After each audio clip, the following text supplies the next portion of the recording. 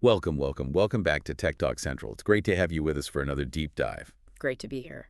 Our mission today is really to cut through all the noise. Yeah.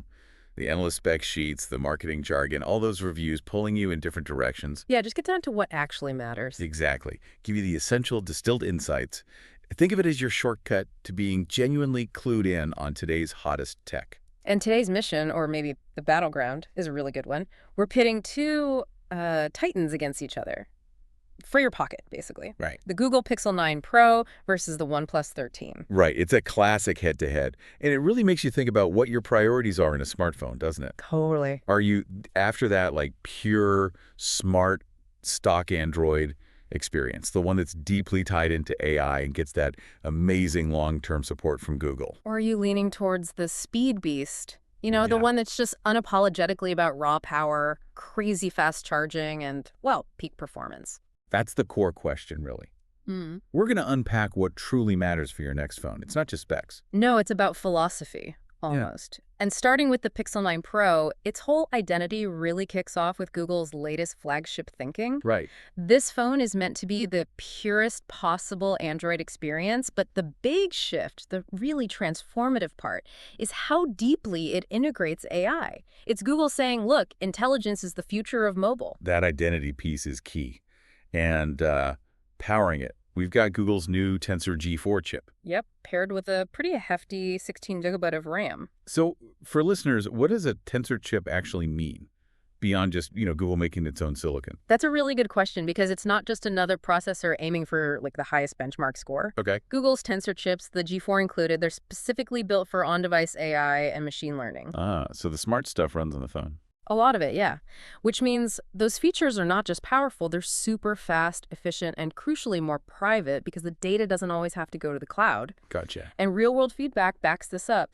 Users keep describing it as responsive and fast day-to-day, so that specialized approach, it really delivers on the feel, even if, some raw benchmarks might look different on paper. Interesting. So it's about smart efficiency, not just brute force speed. And the display sounds top tier, too. A 6.3-inch Super AQUA display. Yeah, with a really sharp 3840 by 2160 resolution and that smooth 120 hertz refresh rate. What exactly is Super AQUA display? Is that just marketing? It's Google's branding, yeah, but it signifies a screen that's exceptionally bright and really color accurate, optimized for HDR content. So basically it looks great even outside. Exactly. Incredible clarity, vibrant colors, really good visibility in sunlight. Users consistently praise its sharpness and just how well it works. It's what you'd expect from a flagship screen, really. Okay, now here's where the Pixel always gets interesting. The camera system. Google's calling it the most powerful Pixel camera yet. Right. It's a triple rear setup. You've got a 50 megapixel wide, a 48 megapixel ultra wide, and a 48 megapixel telephoto lens. And the AI stuff is where it gets kind of wild, right? Oh, totally. It's not just about the megapixels. It's all about computational photography, what the AI can do with the image. And video. Video's strong, too. High-quality recording, up to 20x zoom using super res zoom video. Yeah. Plus, it can enhance up to 8K with Video Boost. And for dark scenes, there's night sight video for sharper, low-light footage. I remember reading this story. Someone took a picture in a room that was basically pitch black. Uh-huh. And they said it came out looking super clear, almost like daylight, all thanks to night vision. How realistic is that? Is it really that good, or is that like a one-off best-case scenario? Well, that story perfectly captures the Pixel's strength. Obviously, no camera creates light from nothing, right? Sure. But Google's night vision and night sight video use these really advanced AI algorithms. They stitch together multiple shots, intelligently clean up noise. It's often shockingly good.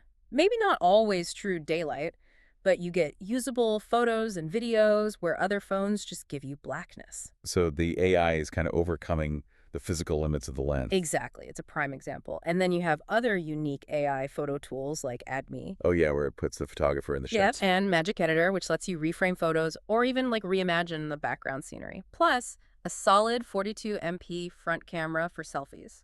So the AI is everywhere. Gemini, Google's AI assistant, is built right in. At its core, yeah. And they talk about Gemini Live, following conversations, pixel screenshots, saving info. But I've also heard some, let's say, mixed feedback. Like users finding the AI features a bit disjointed. What does that mean in practice? Yeah, that's an important point for Google's whole vision. When people say disjointed, it often means the different AI bits don't talk to each other seamlessly. So, like, Gemini Live might feel separate from the main Gemini app. You might have to restart conversations. Context doesn't always carry over. It's not a total deal breaker, but it can feel a bit unfinished, like a work in progress. Rather than one smooth, integrated AI brain. Precisely.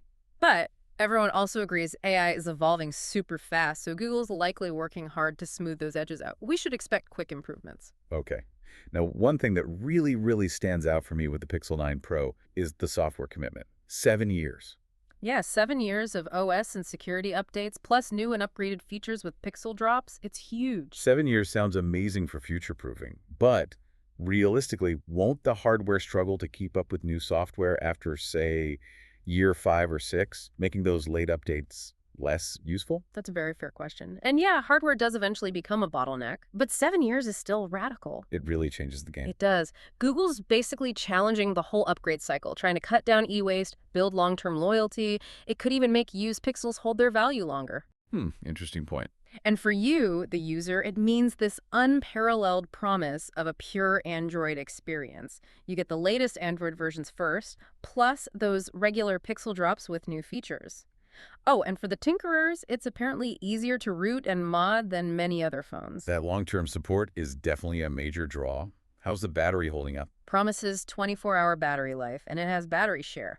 User reports seem pretty positive, mostly saying it lasts all day. Some even get close to 3/4 of a second day. That's solid. And it's got fast wired and wireless charging, plus a neat little feature to charge slowly overnight, which is supposed to help the battery last longer over the years. And durability.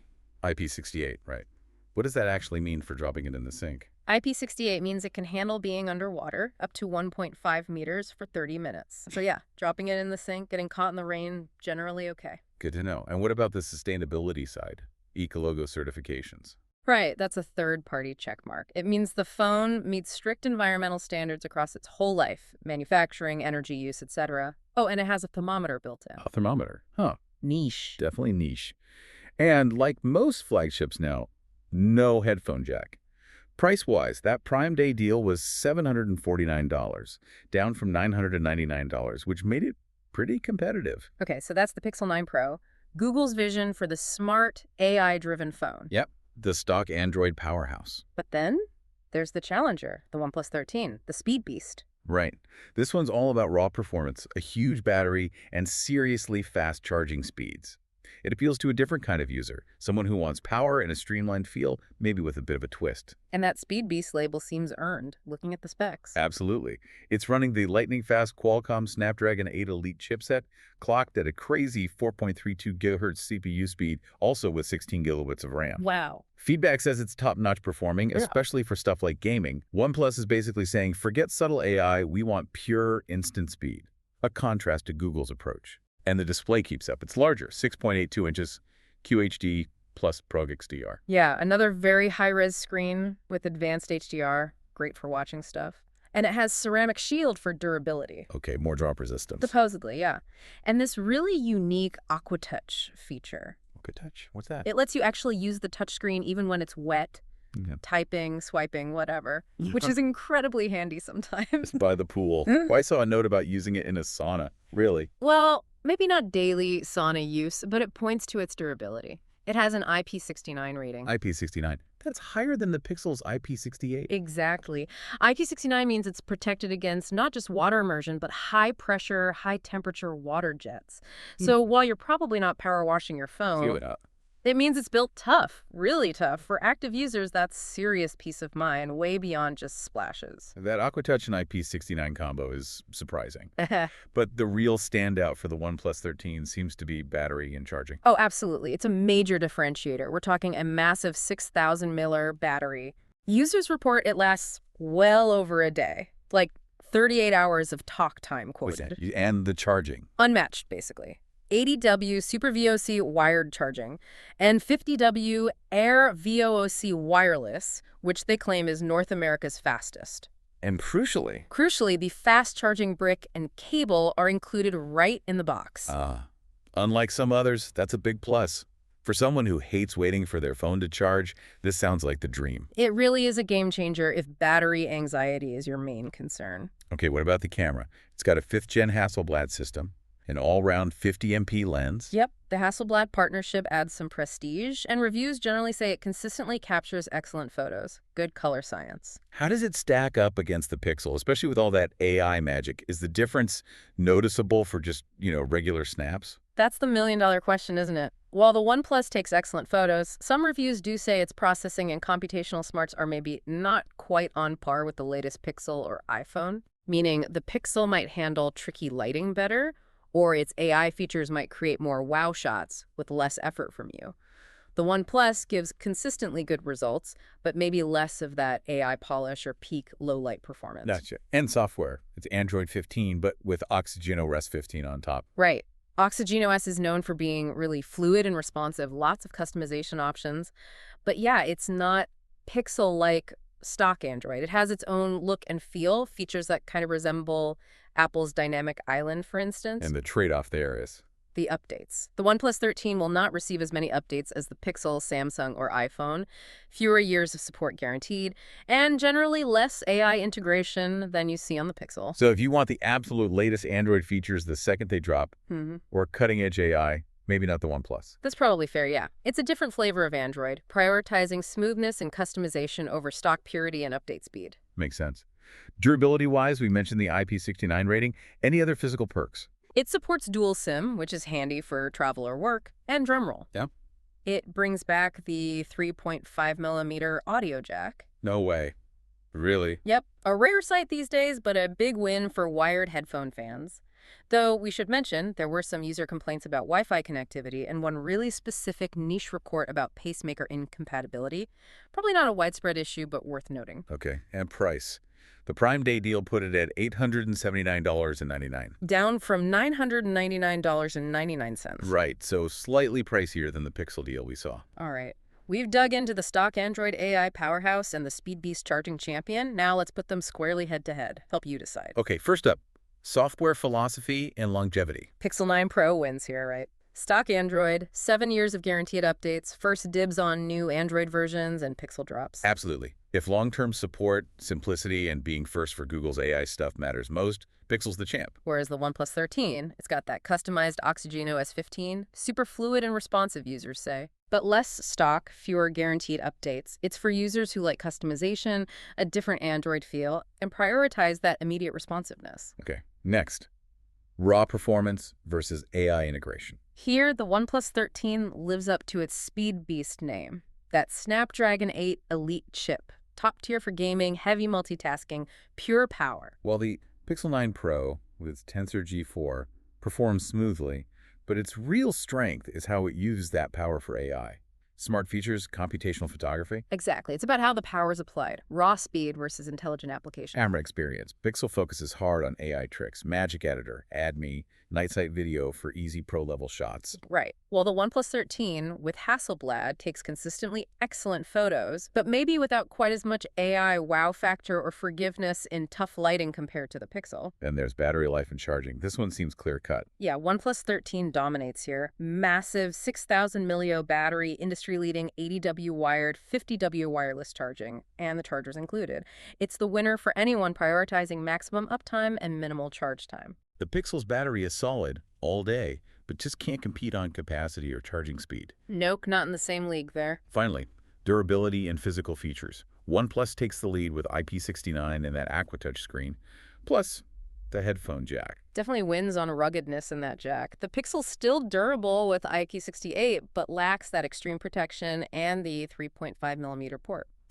And worth remembering, that Pixel 9 Pro Prime Day deal made it the cheaper option, at least temporarily. That's a big factor, too. Absolutely. So wrapping it all up for you, the core choice really boils down to this. Do you want that seamless, AI-packed stock Android experience with amazing long-term support from the Pixel 9 Pro, Google's bet on the future? Or are you drawn to the sheer speed beast power, the monster battery, and the incredibly fast charging of the OnePlus 13. The phone for the ultimate power user? Maybe. Your choice really hangs on what defines your mobile life, what you truly value day to day. Exactly. And hey, to help you make that final call and maybe snag the latest prices or deals, definitely check out the links we put in the description below.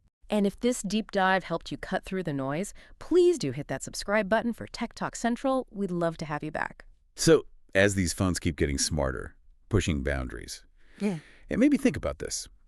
It's not just about what they do, but how well they fit into your daily routine, your flow.